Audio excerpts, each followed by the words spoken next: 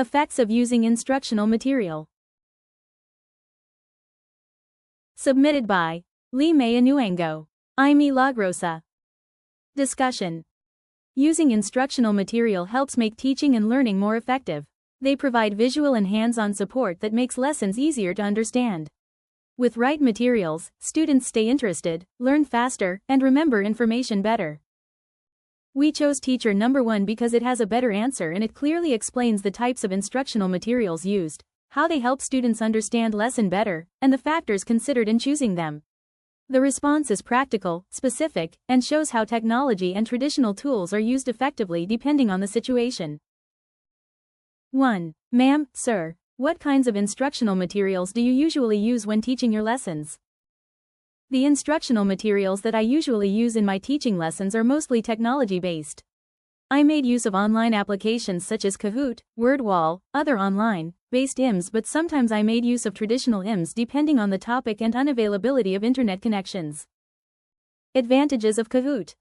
1. Fun and engaging. Kahoot makes learning enjoyable through games and quizzes that keep students interested. 2. Interactive learning. Students can answer questions in real time using their phones or computers, making lessons more active. 3. Instant feedback. Teachers and students can immediately see which answers are correct, helping identify areas to improve. 4. Encourages participation. Even shy students often join in because it feels like playing a game. Advantages of WordWall. 1. Builds vocabulary. It helps students learn and remember new words easily. 2. Supports spelling and reading. Students can see words often, which improves their spelling and reading skills. 3. Encourages independent learning. Learners can use the word wall to find words on their own instead of always asking the teacher. 4. Makes learning visual. Seeing words displayed on the wall helps visual learners understand better. 2. How do these instructional materials help you explain the topics more clearly to your students?